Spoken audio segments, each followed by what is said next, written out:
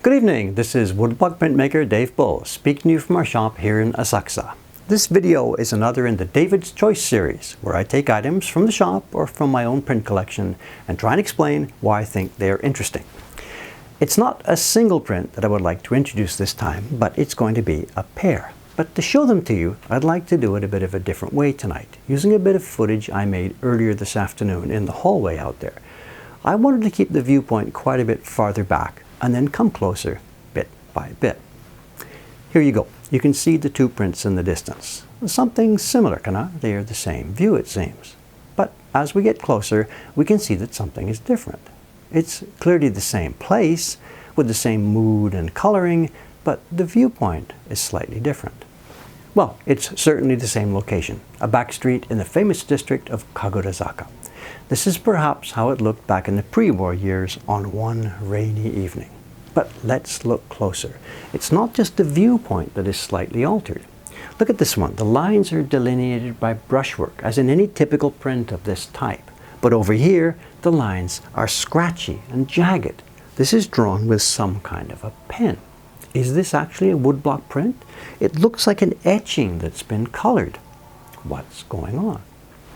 Okay, let's take a look at what we have here. These two prints were both published by the Doi Hanga Company back in the 1930s. The standard one, the one on the right-hand side here, was designed by Tsuchiya Koitsu, whose work you have seen in our videos before. The Matsushima design, the view of Miyajima that Ayumi-san made. It fits in with the rest of his work. This companion print was published 2 years earlier in 1937 and was designed by a man whose name will probably be new to you, Noel Nouet, a Frenchman living in Tokyo at that period. Nouet was a man with interests in art and literature who came to Tokyo in his 40s to teach the French language. He had an interest in drawing and sketching, specifically scenes and landscapes of Tokyo, and had some of his work published both back in France and here in Tokyo. Nouet came to the attention of Doi Sadaichi, proprietor of the Doi Hanga Company, publisher of many of the prints we here at Mokuhankan have recently been reissuing, because one of Doi's children attended the School of Foreign Languages where Nouet was teaching. Now, we don't know how this got started. We don't know who asked who about the idea, but the two of them decided at some point to work together on the idea of making woodblock prints based on Nouet's sketches. It wasn't a completely novel idea for a Japanese print publisher to be working with a foreign designer. A full 20 years before this particular collaboration got underway, right back in 1916, over 100 years ago, a far more extensive such pairing had taken place between the publisher Shozaburo Watanabe and the English artist Charles Bartlett. I don't own any of the prints from that collaboration. They're priced way over my pay grade. These ones you're seeing here are just color copies I prepared just to show you. The story of those early days of the shin-hanga movement is hugely interesting. The transition from woodblock printmaking as simply a method of printing, which is what it was all through the Edo era, into something that was thought of as being legitimately artistic in its own right, which began to grow as Japan emerged from the long period of isolation. It didn't just happen. It was guided that way by a few enterprising publishers. Their story is for the most part still waiting to be told, but don't hold your breath for me to cover it in a couple more of these videos. It's a gigantic topic that is simply far too big for me to take on. Today, I'm simply going to look at this one design in its two versions. We do know, as I said, that the Nouet version came first, appearing in 1937.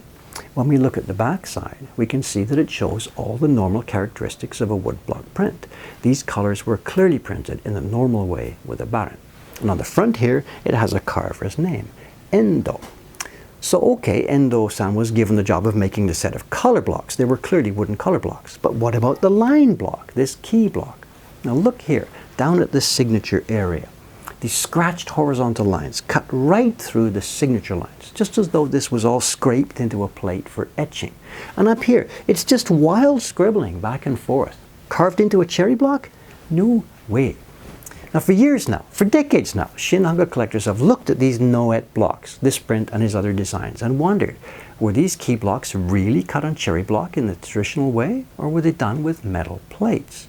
Now, that's not such a strange question, because right back in this exact same era, print designer Hiroshi Yoshida was pioneering the method of using photo-reproduced metal plates for key blocks.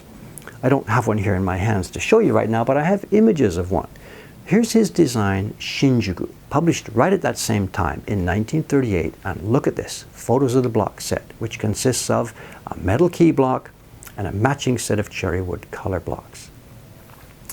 Now this isn't etching in the traditional Western sense, with ink filling into lines that were etched into the plate. This is relief etching, with some kind of acid being used to cut away the unwanted areas, leaving a plate that can be printed in relief. Now, why did Yoshida-san do this? Well, there are three factors involved. First, of course, is that it was way, way cheaper than having a carver do the work. You draw what you want, send it out, a couple of days later, bang, back comes a metal plate, you get busy working. Two, though, by doing it this way, the designer's lines are there exactly as you draw them, not as they would be interpreted by a carver. To Yoshida, this was vitally important. He wanted his work to show, not the craftsman. Then there's another reason. In the case of a print like this Shinjuku, it honestly speaking really doesn't make any difference. These are not the clean, clear, visible dancing lines of an ukiyo-e print where the brushwork is supreme. This is watery, even kind of muddy, very blurred. Printing from a metal plate is no disadvantage for a design like this. So for Hiroshi Yoshida and his son Toshi, it was a no-brainer. And many, if not most of their prints were made this way.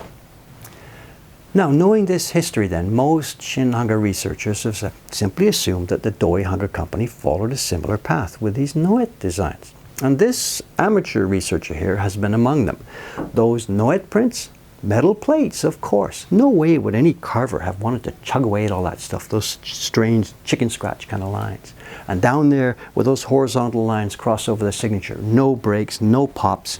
This is metal. You can take it from me, and you can quote me on this. Well, can you see where we're going with this? We here at Mokuhankan have had access to the Doi Hanga block storage garage for some time now. And a couple of weeks ago, while we were over there picking up the blocks for one of the next jobs we're going to do with them, we hunted around in the stacks for the block set for this Nouet design. Let's solve that mystery for once and for all. We found the package. We opened it up, and it's cherry wood. Totally hand-carved cherry wood. Lettering and all. We can now put that metal plate theory to bed. The Nouet prints were made with a completely classical technique. I can't imagine what Endo-san the carver must have thought when he was faced with this job. Remember, men like that had, for their entire working lives, never ever carved anything that wasn't stroked with a brush, whether it was lettering or designs. He must have just looked up from his desk and what is this? What are you doing to me? But he was a professional, so just got on with it. And he came through magnificently. He came through so well, really, that we now, all those years later, couldn't even find any hints that this wasn't drawn and etched. So, at this point, I guess I should perhaps eat some crow. I know the staff here took me at my literal word there when I talked about this afternoon, and they've prepared something for me. It's black. It kind of looks crow-shaped. Does this count? There you have it. David eats crow. Actually, it's not so bad. we have no idea. Moving on. We have no idea why Doi Sadaichi, a couple of years later, then decided to send his house artist Koitsu back to that same location to do a new version of the design. The remaining family members, they know nothing about the reasoning behind this. There's no diary entries or anything that sheds any light on this that have yet surfaced. There's any number of crazy things to compare between these two prints. As you can see, Nouet's has a kind of a darker mood compared to the far more lit up and inviting approach from Koitsu. This one has much more interplay between light and dark. Nouet's trees, have you seen these? Both of them. He's channeling Tim Burton, I'm sure. Koitsu's are completely classical in approach. There's other things, there's a balcony here. There's no balcony over here. Was there reform done in that building during the time, or is this just artistic license? I don't know. Nouet doesn't know how to draw bamboo. Koitsu was trained from stage 1 how to do it. I'd love to be able to show you a photo of this location so that we can see how much each of these two men took artistic license with the scene. But unfortunately, none of this area survived the war or the post-war reconstructions. The streets in that area are still so narrow that the Google cars can't get through there, so I can't give you a link to the exact spot. But there is a small park now on this location, and the city office, remembering this, has put up a historical marker panel for which they chose one of these prints, the Nouet version. Nouet did quite a few other designs for Doi, and although all the pre-war impressions of those prints, not many of them we think, they're long ago scattered around the world, the blocks were reprinted in the late 1980s by my acquaintance, the printer Kenji Seki. His name is on here now, Seki. He died a few years back, and all the Nouet prints in stock at the Doi Hanga place now and here in our shop are from the Seki editions. As for the Koitsu version, we here at Mokuhankan are now trying to figure out what to do. With our young printer Ayumi-san now off making babies for a while, and none of our other printers here are ready yet to do a job of this level of complexity. The Doi people do have a few sheets left behind that were done some years back by Itakura-san, one of the Tokyo printers here. This is one of those. But when they heard that I was planning to feature this design in one of my videos, when we were taking those photographs of the block, they began planning to send the blocks out to Itakura-san again to get some more copies made. That's actually out of my hands, and all I can do really is wait until they show me the results in a few weeks. Will they end up with prints that I can use in our shop here or not? We'll just have to wait and see. So there we have it, a curious little episode in 20th century shin-hanga printmaking. There's a bit of mystery remaining, just why did they do this thing twice? But one major mystery is solved. Thank you very much tonight for coming along with me this evening, and I hope to see you next time, or perhaps maybe over on our Twitch channel where I'm streaming. So that's all for now, and good night, and they still are feeding me more of this crow. Bye-bye. See you next time.